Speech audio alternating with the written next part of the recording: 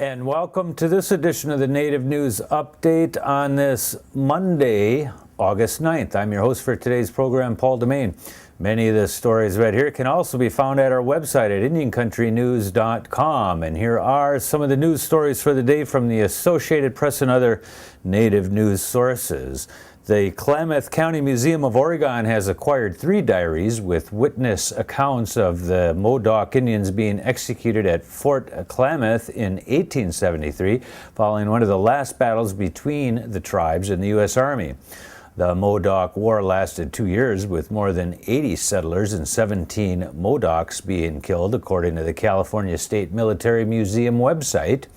The diaries were purchased at a recent auction for more than $20,000. They also contain accounts of Modoc leader Captain Jack and other Modoc prisoners being interviewed by Army officers the night before they were hanged on October 3, 1873.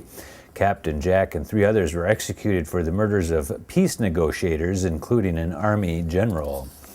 Biologists with the Yurok tribe are studying how to reintroduce the endangered California condor to the state's northern coast, where the majestic birds flew a century ago. Funded by a $200,000 grant from the U.S. Fish and Wildlife Service, tribal biologists have been looking at similar local birds, turkey, vultures, and ravens, to determine what conditions might be needed to help condors survive again in the wild. Wild condors, which can live as long as 60 years and have wingspans of more than 9 feet, were last spotted along the north coast in the early 1900s. Populations throughout the state declined over the century as the birds were poisoned, hunted, and driven away.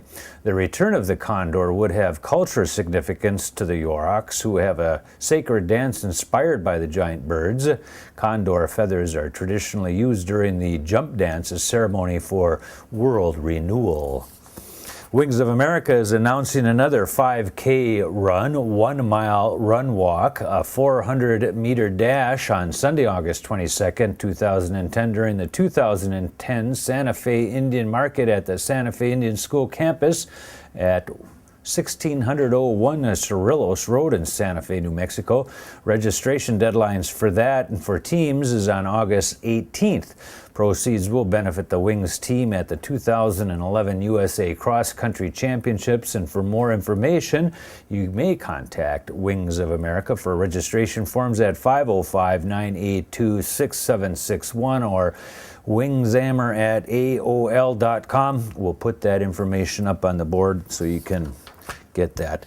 Registration is also open for the 5th annual Thunderbird Run, scheduled for Saturday, August 21st at the United Tribes Technical College. The event is open to all participants age 14 and up who are able to complete a 13.1-mile course in 3.5 hours, a 16-minute mile pace.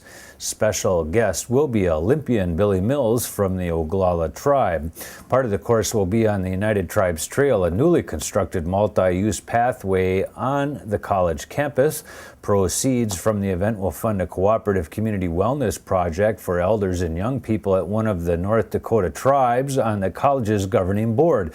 This year, the proceeds go to the Turtle Mountain Band of Chippewa in Belcourt, North Dakota.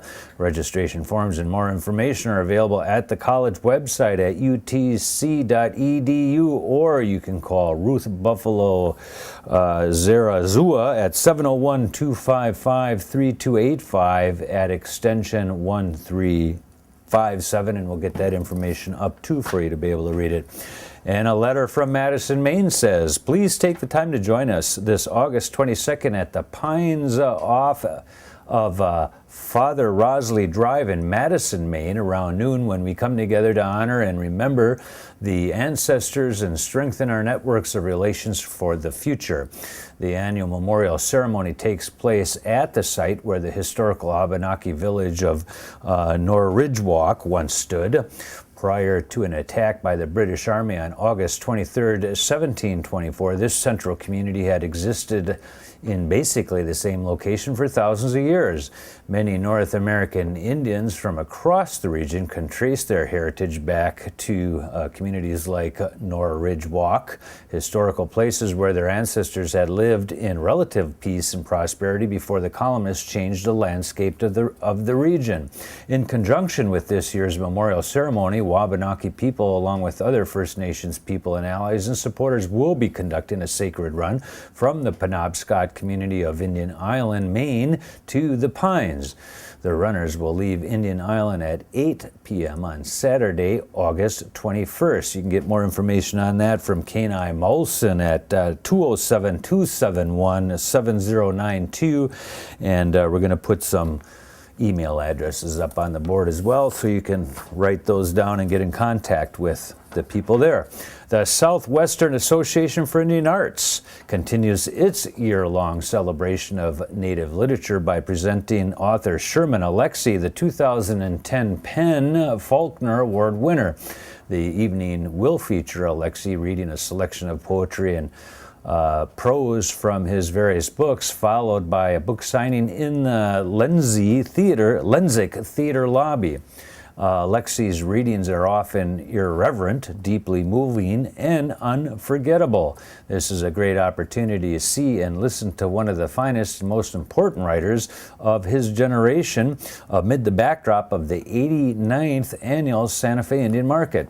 That reading and book signing will take place at the Lenzik Performing Arts Center at 211 West San Francisco Street in Santa Fe, New Mexico on Tuesday, August 17th, beginning at 6 p.m. And there are tickets available for that. They range from $10 to $30. His most recent honors include the 2010 Penn Faulkner Award for Fiction for War Dances, 2009 Swedish Peter Pan Award, the 2009 Mason Award, the 2009 Odyssey Award for the Absolutely True Diary audiobook produced by Recorded Books, and the 2007 National Book Award in Young People's Literature for his young adult novel, The Absolutely True Diary of a Part-Time Indian. And if I remember right, we read an article recently here about that book being banned from some high school. You can get more information by contacting Gabe Gomez at 505-983-5220, and we're going to put his email up there as well, so you can give him a line, find out what's going on there. And finally, the Madeline Island Museum invites visitors to meet Anishinaabe artist in residence Courte Buffalo and Gordon Coons on Saturday and Sunday, July 14th and 15th. Starting at 10 o'clock in the morning until 4:30 each day, Courte Buffalo will demonstrate the fine art and techniques of loomed, let's see what's that called? That's loomed glass bead artwork. And he has many, many beautiful jewelry pieces for sale.